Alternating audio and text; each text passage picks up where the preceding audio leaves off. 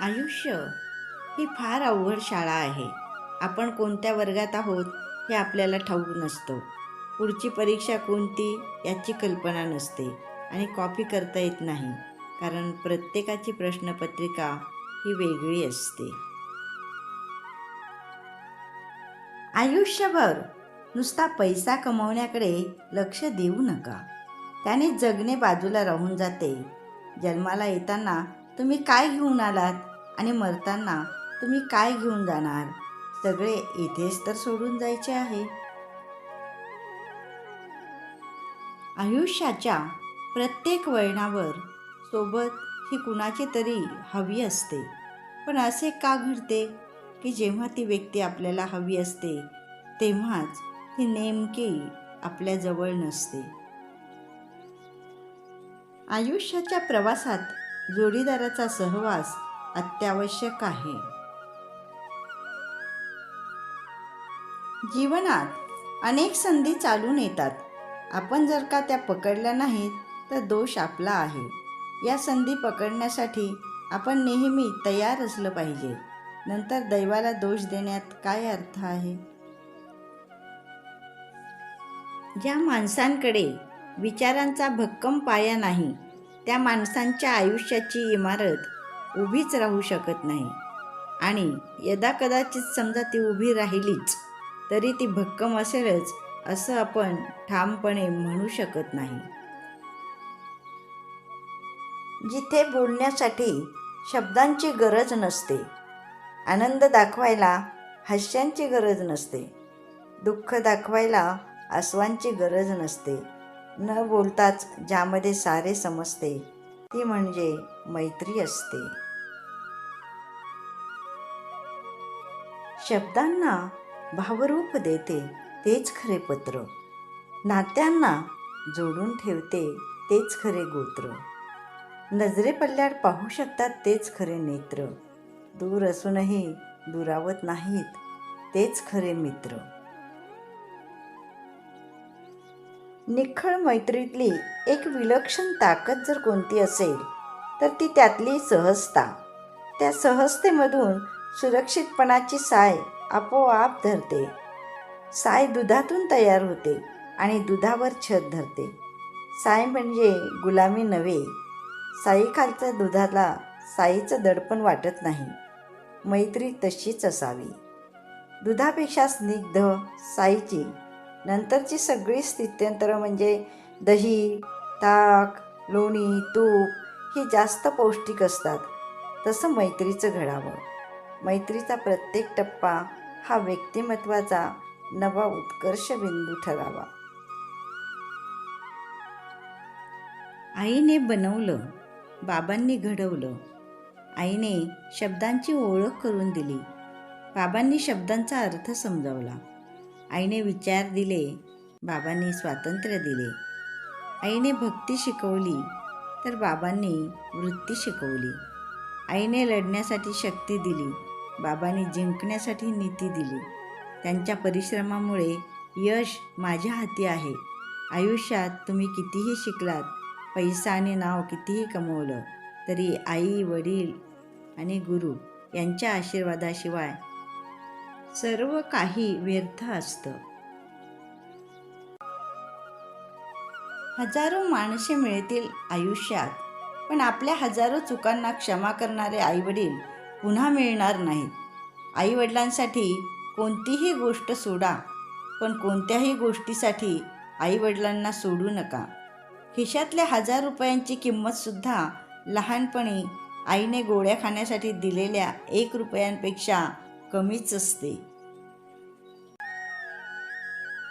आई, कोणीच नाही ग येथे आधार मनाला देणारं, सर्व चुका माफ करून तुझ्यासारखं प्रेमानं जवळ घेणारं. आई, कोणीच नाही ग माझा आसरा मनाला देणारं, नाही कुणी मायेनं रोज कुशीत घेऊन झोपणारं. मनाची माया फार निरागस असते. ती मनाला आपल्या प्रेमात गुंतवते. जो कोणी त्या मायेत कधी गुरफटला त्याचे मन त्या मायेच्या मायाजाळात हरवते. कुणाची मदत करत असताना त्याच्या डोळ्यात बघू नका, कारण त्याचे झुकलेले डोळे तुमच्या मनात गर्व निर्माण करू शकतो. कोणतीही चांगली कृती प्रथम आपण करावी, मग इतरांना सांगावी. क्रांती हळूहळू घडते, एका क्षणात नाही. खोटा मान, खोटी ऐट सोडा, म्हणजे तुम्हाला काहीही कमी पडणार नाही. गंजण्यापेक्षा झिजणे केव्हाही चांगले. गरज ही शोधाची जननी आहे. गेलेल्या संधीबद्दल रडत बसण्यापेक्षा येणाऱ्या संधीचे स्वागत करा. चांगली कविता माणसाला संवेदनाक्षम बनवते. चांगले संभाषण आणि चांगली संगत म्हणजेच सद्गुण समजा. चुकीचा व्यवहार माणसं तोडतो, म्हणून व्यवहार हा नेहमी सत्याने आणि सन्मानाने करा. चेहरा हा आपल्या व्यक्तिमत्वाचा आरसा असतो. जग भित्र्याला घाबरवते आणि घाबरवणाऱ्याला घाबरते. जग हे कायद्याच्या भीतीने चालत नाही, ते सद्विचाराने चालते. जगात दुसऱ्याला असणे सोपे, परंतु दुसऱ्यासाठी रडणे कठीण. सारी सोंगे करता येतात, पण पैशाचं सोंग करता येत नाही कधी. जुनी खपली काढून बुजलेल्या जखमा ताज्या करण्यात शहाणपणा नसतो. जे आपण ठरवतो त्याच्याशी आपण कधीच प्रामाणिक नसतो. ज्या गोष्टींशी आपला काहीही संबंध नाही त्यात नाक खुपसले की आपलाच तोटा होतो. ज्या दिवशी आपली थोडीही प्रगती झाली नाही तो दिवस फुकट गेला असं समजा. तलवारीच्या जोरावर मिळवलेलं राज्य तलवार असेपर्यंतच. दया ही अशी भाषा आहे की ती बहिऱ्यालाही ऐकायला येते आणि मुक्याला देखील समजू शकते.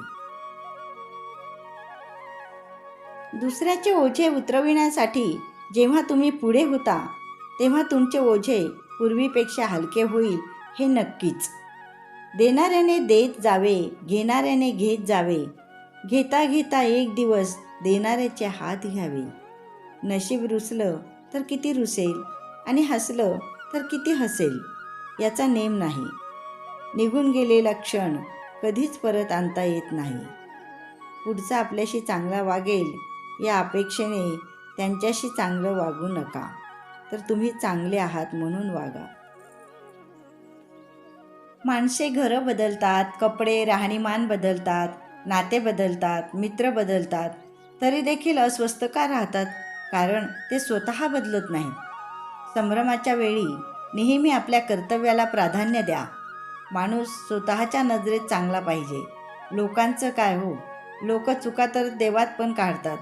माणूस स्वतःहून चुकीचा वागत नाही, परिस्थिती त्याला तसे वागायला भाग पाडते. कर्तव्य, कर्ज, उपकार या 3 गोष्टीचं कधीच विस्मरण होऊ देऊ नये. 3 गोष्टींपासून नेहमी दूर राहावे. एक व्यसन, दुसरे जुगार, तिसरे चोरी. कधी मोकळ्या आकाशाखाली तुमची कमाई ठेवून बघा. रात्रभर झोप नाही येणार. विचार करा शेतकऱ्यांचं कसं होत असेल. जर झाडांनी ऑक्सिजन ऐवजी वायफाय दिला असताना तर प्रत्येकाने किमान एक तरी झाड नक्कीच लावले असते.